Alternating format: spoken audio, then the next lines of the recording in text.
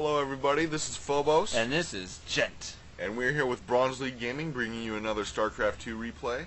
And this replay focuses on the blue Protoss unit hero, or player, not unit. He could be unit, for all we know. Blue Protoss player who plays blue Protoss in the bottom left corner of Xel'Naga Caverns. Totally had a brain fart right there. And Portishead is the red Zerg in the top right corner. Alright. Cool stuff. And this is going to be on Xel'Naga Caverns. We get this from Starcraft Replayed. SC2Replayed.com. Check it out. They got a lot of really cool replays. I would say it's the best. Yeah. At least from personal opinion, it's probably the best replay site out. Fun. Yeah. We do see that drone scout moving out pretty early, actually. But then again, Protoss is moving out about the same time. See what those people are too. The good thing about Protoss is most Protoss openings usually start with the same build. You usually do 9 pylon, and then after that the three Kona boosted probes. But so it's really hard to tell what they're doing early on.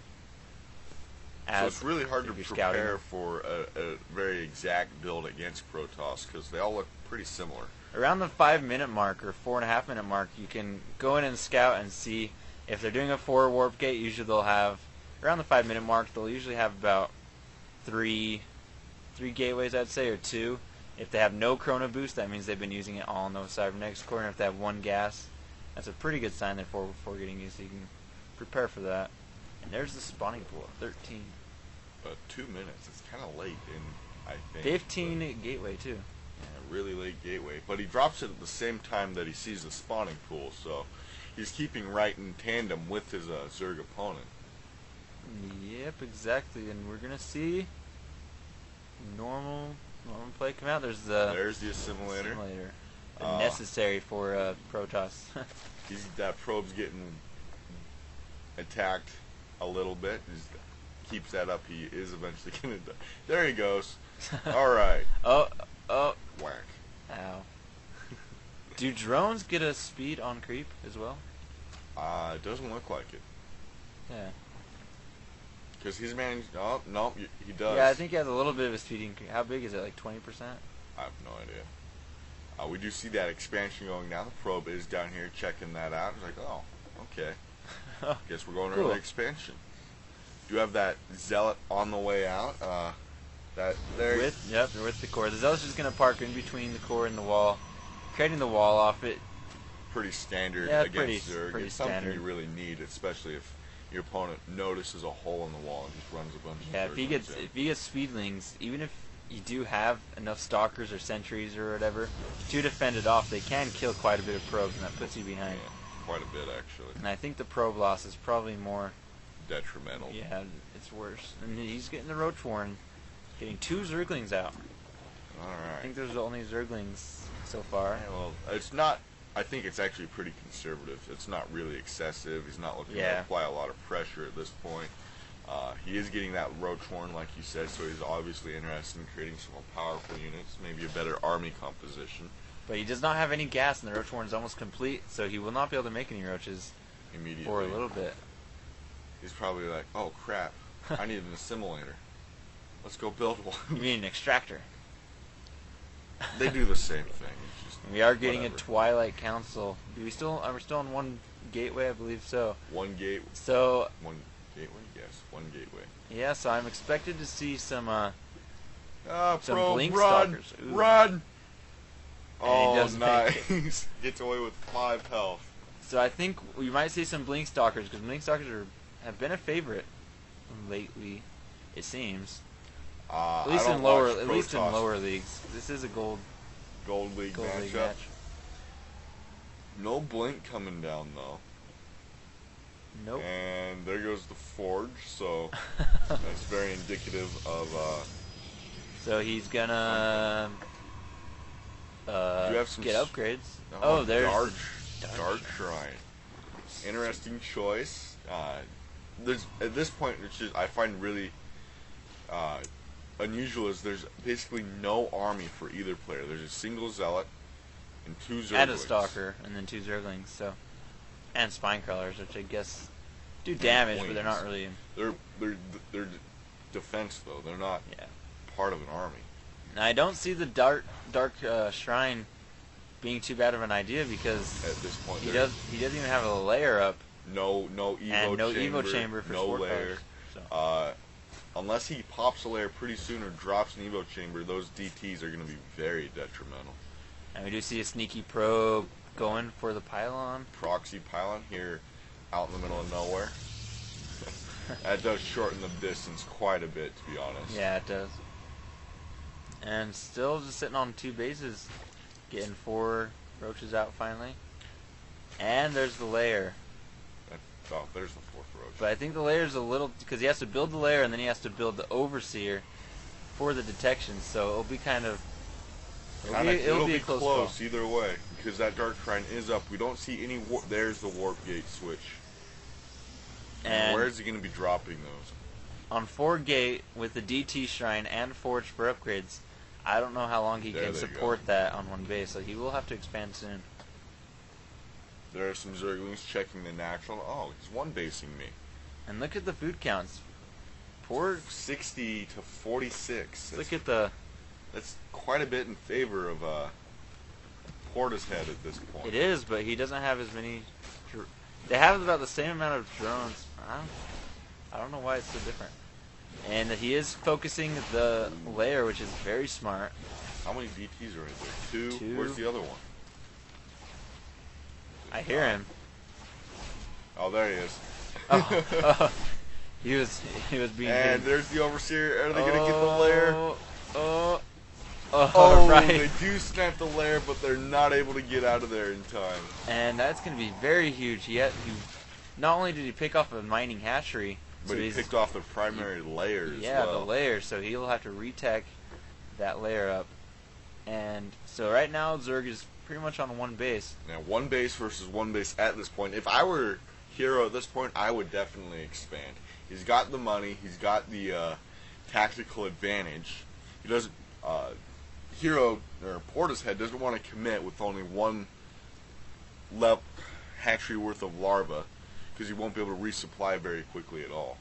Yep, but Portishead deciding. I don't know if he's deciding to go out for an attack or if he's deciding to just grab the tower, but looks like he's just grabbing the tower. Yeah. Do you have that robotics bay coming down for Hero? Facility, yeah. The thing that builds robots. Do you have that expansion coming down finally as well? And here come those roaches. Got about 12 roaches versus about the same amount of stalkers and a couple zealots, and maybe some cannons. I don't know. Loses 150 minerals right there. Not good, not good. And he does not have blink, so he's not be able to micro his stalkers. If he zealots are stuck in the back. Warping 2 more in the back, and the cannons finish, and that will help a little bit. Yeah, that does manage to drive off these roaches. Ooh, did those cannons get any kills? Nope. But they helped a little bit, and that's what counts. They did do damage. They do a significant amount of damage. And there's snipes the overseer. That is actually a pretty big loss, and he manages to clean up the entirety of those roaches. So Portishead is in a little bit of trouble. Killed off another overlord, so he's slowly bringing down his supply right now, his max supply. Yeah, he does have to worry about 7 stalkers at the front of his base. Sniping more overlords, maybe almost snipes a queen there. And he's barely just getting up his layer again, so manages to supply cap Portishead here, but with those roaches he does manage to drive those stalkers off. And it looks like, where's the lair? Oh, he's just barely remaking it. Oh.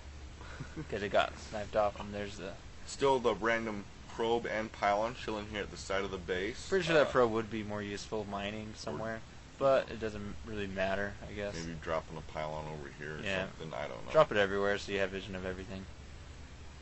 Map control of everything. Getting the observer out, not a bad idea. A lot of chrono boost on that gateway. I'm not sure if that's intentional or not so much on this one. Huh. We do have the level 1 weapons for Hero at this point. Do you have any upgrades? I don't think we have any upgrades for... No upgrades. Yeah. No upgrades for our Zerg player. Grabbing the tower. And 8 Overlords coming out at the same time. Wow. He really doesn't want to be supply captain. Maybe he's going for a Baneling drop, or we a don't have a Hydralisk. Baneling nest. He is getting a Hydralisk den. There it is. There's the Hydra den. It is about a third of the way down. About that.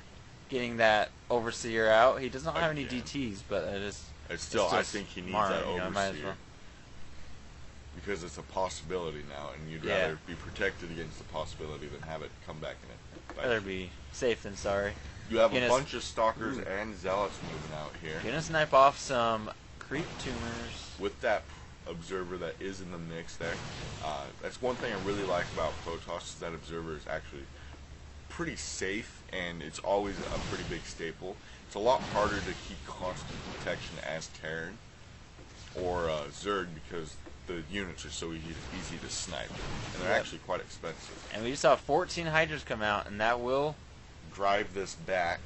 I'm sure that Hero isn't aware that there's 14 of them. Well, now he is. That Observer probably just saw it, so.